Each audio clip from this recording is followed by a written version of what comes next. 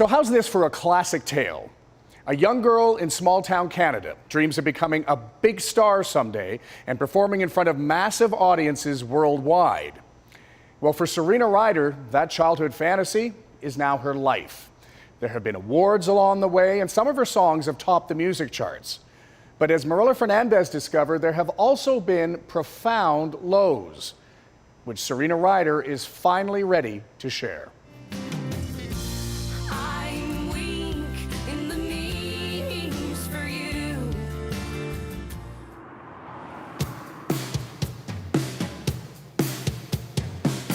After years away from the spotlight, Canadian Serena Rider is back where she belongs, center stage.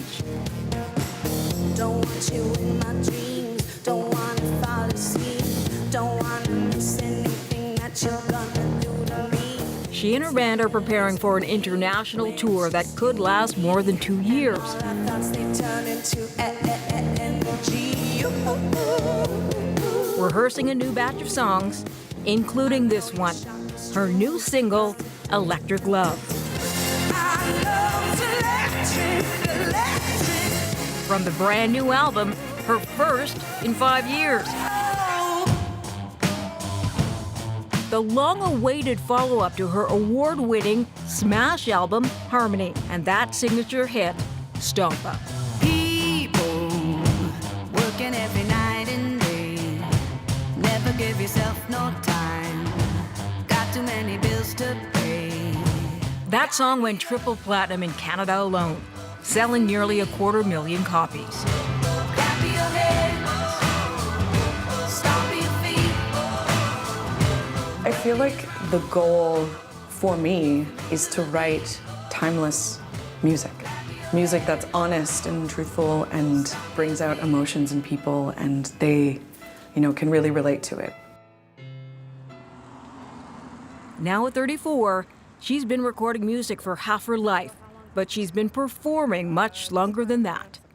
This is where the Luna Cafe used to be, which is a cafe galleria that I used to play open stages at all the time. And how many times do you figure you played here? Oh my gosh, like 70. I don't know. Even her earliest memories growing up in the village of Millbrook, Ontario, revolve around music. I was a really annoying little kid. Like, I was so intent on singing all of the time and performing all of the time. Like, I couldn't stop myself. Did you ever imagine as that little kid your world getting so big? I remember when I was a little kid, I used to be obsessed with just performing wherever I was. And I always wanted to be a musician and to play in front of as many people as possible. Look at that. What was I like? Energized. Really? Do you remember this? Of course I remember. Yeah. And no one heard more of Serena's childhood performances than Mom, Barbara. Oh my God, okay, so the talent show in the mall. Tell me about the big voice, because we're talking about a little kid. Oh, she had such a big voice. She was just a singer. She loved to sing. She loved Annie, the theatrical thing, Annie, and she would come out and she'd be belting. So I'd be like, the sun will come out tomorrow. It's like, it makes me cringe even just thinking about how much I sang that. I was obsessed with Annie, absolutely. Oh, I feel bad for everybody else who had to listen to that over and over and over again. From the time she was a toddler, Serena was showing signs of a budding performer. By the time she was 7, Barbara decided it was time Serena received some formal training. She had a lot of presence for somebody that young. Terry Finn was Serena's first music teacher. What was the voice like? Do you remember? Her voice was a standalone, very impressive voice, way bigger than she was.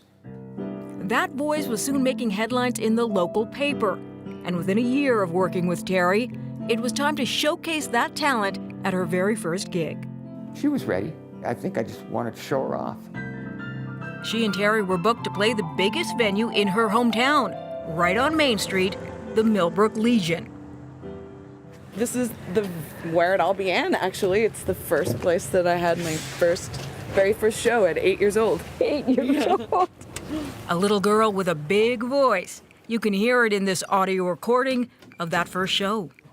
Well, that'll be the day when you say goodbye. Yeah, that'll be the day when I die. As a teenager, Serena competed in a darts league at the Legion. Not bad. She's a little rusty now, but back then she even won a local championship. But her most vivid memories here are of that first performance. Take me through it, walking in here for your first, I'm going to say real performance. Right. I didn't know what I was doing at all, but I loved it. It was so awesome. It was super fun. Just to like be on a microphone. Yeah. It was the first time I was on a microphone. To have that, you know, your voice out there in that way, it was super awesome. And that stage must have seemed huge to you at the time. Actually, it really did. This whole room felt gigantic. Ooh. Looking back, it's so small. It's like I could lay down on it now and like take up the stage. By her teens, she was already honing her skills on bigger stages, outdoor festivals, really anywhere she could perform. She released her first full-length CD, Falling Out, when she was just 17 years old. But it would be this song, I'm weak in the knees for you.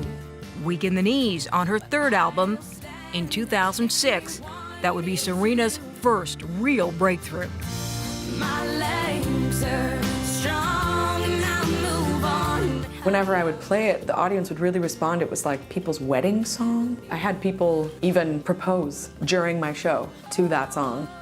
With that kind of reaction, little wonder her CD went gold, and awards were soon to follow. Serena Ryder.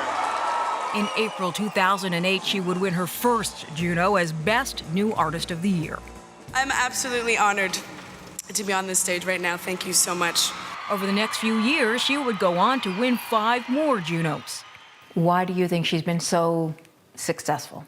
Because she's focused, because she's talented, because she has an amazing voice, and because she's Serena Rider. Her next release, Is It Okay? Yet another gold album. And in March 2010, she set out for what was supposed to be a 2-month American tour to promote it. Serena's career was soaring, and she seemed destined for unwavering success. But instead, life on the road would trigger the most traumatic time of her life. It was awesome at first, but I got so tired. I got so tired and road weary. That's when you started to feel anxious, or the first time you started to feel anxiety in a bigger way? I would get like super tight chest before I would go perform on stage. I wouldn't want to do a show. I just felt really separate from myself. You know, I felt like I wasn't connected to who I was anymore. I was just like A machine? a machine performing, doing this thing that, you know, I was supposed to do. Her anxiety mounting, Serena cut short her tour and returned to Ontario to rest. But her symptoms worsened. She became bedridden and was eventually diagnosed with bipolar disorder and depression. Big depression is like you literally feel like there's a cloud around your head and that, you know, everything's kind of fuzzy and you have a lack of inspiration. You don't care about anything. And you're just really tired all the time. And How did that manifest itself in your day-to-day? I just didn't do anything. I couldn't do anything, you know? It's like an actual brain chemistry thing where it's like it stops your body from being able to work. She was totally depressed and distraught and looking for answers to why she felt that way. And I really didn't know at the time what the answers were or who could help her. Serena's condition dragged on for months. She couldn't even bring herself to play music, and there was little sign of things getting better. Were you worried that you would lose her to depression? Yeah, for a while. If you stop getting up in the morning, you stop living, you stop going out, you stop doing the things that make you feel good about yourself, then that's a worry.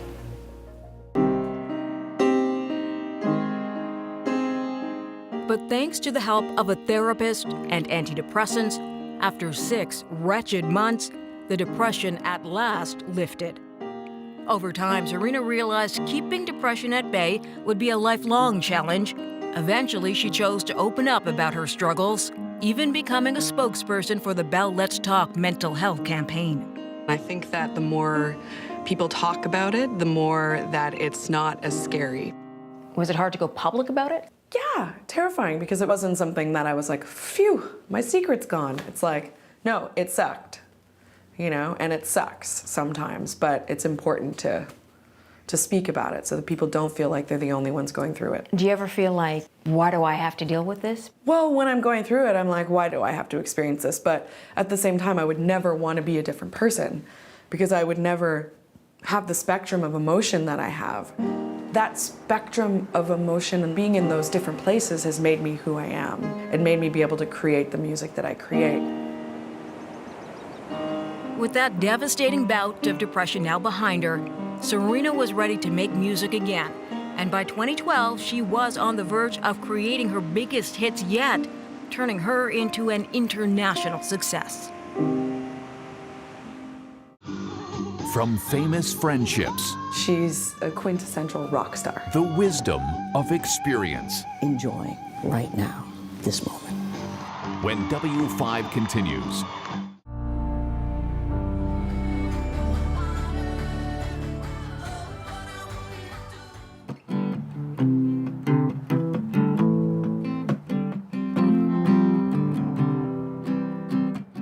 For as long as she can remember, there has been one constant in Serena Ryder's life, that endless drive to create music.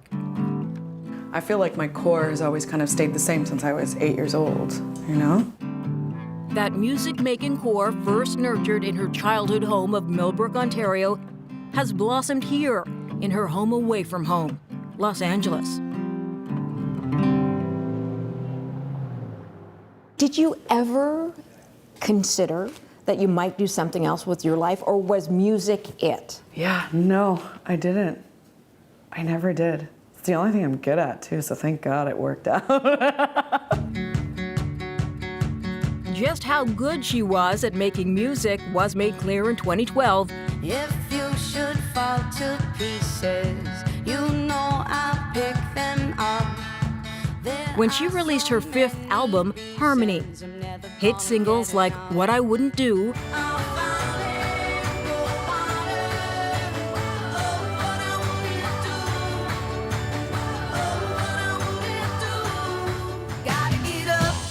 and especially the life-affirming Stompa, which topped charts in the US and Canada and helped make Harmony her biggest album yet. The simplicity of the song, I think, is what hit people. It's really about just being able to move. Move your body, shake, dance, and it's a positive song. It's like a really simple, you know, da da da da da da da da, like an old Ella Fitzgerald song. What did it mean to you personally as a musician and as a performer to have that song just jump and skyrocket the way it did? There was a lot of success on that record, and I feel like I'm less afraid to play around with things now. And that includes playing around on stage with music superstars like her good friend and confidant, Melissa Etheridge. As a woman in rock and roll, I look around, there's not a whole lot of women in rock and roll. And when you hear a woman taking her voice and her own internal power and spirit and playing guitar and singing with power, it's just exciting. It's like, oh wow, they're playing with that fire too. I look at the fire that I like to play with when I sing. So I recognized it in her. Do you feel like the two of you are kindred spirits? Very much so. When we first started playing, the kind of gigs we played, where we played, what music we played, very, very, very much. And then the choices we made in our life, I feel very, very kindred, yes. She's a quintessential rock star. Like, she is of another ilk, of another time. And on this day, there's a lot of love to go around between these two rock stars. Welcome to Melissa Etheridge's basement. It's Melissa's basement. Serena is making a special appearance on Melissa's radio program.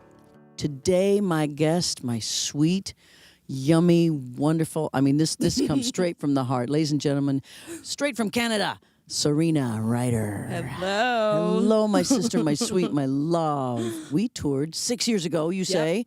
Seems like 2. I know, But it was 6 years ago. I remember stepping out of the bus in Edmonton, I think it was, and my nose hairs froze. Yes, and I'm like, this is ridiculous. How do people live here? It was crazy, but wonderful. And I had such a good time with you. And we learned and we sang so many songs. And, Melissa is someone Serena has turned to in the past when struggling with depression. She was kind of in a dark place in her life. There's times in your life when you realize that you're mentoring, that you're being of service to someone by just showing them the joy that you see in your life every day. She had sort of stopped believing in the magic of what we do. And I said, no, come on, look, it's magic, see? Have you ever fallen? Have you ever hit the ground? Have you ever laid there? Have you ever just stayed down? Have you ever looked up and laughed at the big blue sky? Have you ever fallen? Have you ever wondered why? What advice would you give her so that she could attain satisfaction from doing what you've done? I would say, Serena, enjoy right now, this moment. What can go wrong? I remember the advice that she gave me was, just do what you love, and then everything's gonna be great. You know, just make sure you love it. What can go wrong? I could sing with you all day long. Before long, it's time for another musical collaboration. I want to make a new music video, and I want it to be my whole band in the video, right? This time with Grammy Award-winning producer Omas Keith. He's taken Electric Love, one of the songs off Serena's new album, and put his own spin on it. I love watching you perform, so I want to see you do this at the Grammys. This Low volume. will be the first time Serena has heard this version of the song. More, cool.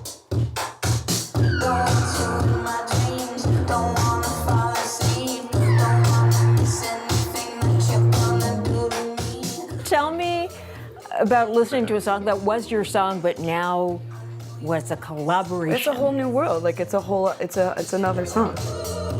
So good, babe. You did so good.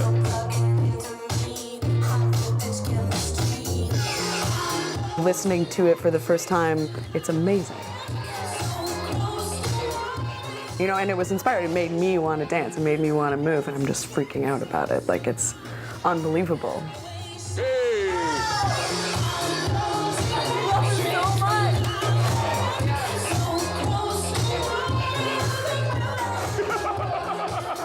And you think it'll have a huge appeal? That I feel like that's what you're... Yeah, I feel that. It's a big pop record. Yeah. Oh my God! Little effort. That's so amazing. I love it. That's so exciting. It was so fun, though. Yeah. I had the best time. I was talking One other to, person with high hopes for the upcoming record, Serena's close friend, fellow Canadian and musician, Simon Wilcox. Two professional artists making friendship bracelets. They co-wrote 7 songs on the album, including the title track, Utopia. What did you think of her writing? I love her writing. I hate when people say, great Canadian voice, because she's just a great voice. She's an important voice, and her songs are part of that. Important voice how? Her voice is important because it's so human and honest. I would put her in the category of the great natural singers, where it's in their bones, it's in their blood. Their whole body resonates when they sing. She's got a powerful voice. Yeah, she has a very powerful voice, yeah. And a personality, powerful everything. You got the fire water running through ya, the kind of remedy that will undo ya. Fill me up like I'm a cup, don't wanna stop, never enough. All runs to the remedy. And while that powerful voice is the basis of her signature sound, it's that powerful personality that has enabled her to overcome her mental health challenges, to push forward and do the one thing she's been focused on since childhood, making music. Something to make me numb, make me too blind to see. The little girl who sang at the Legion, what would she think of the person who has evolved and accomplished all that they've accomplished? I think that she would be pretty in awe, and I think I would look up to myself.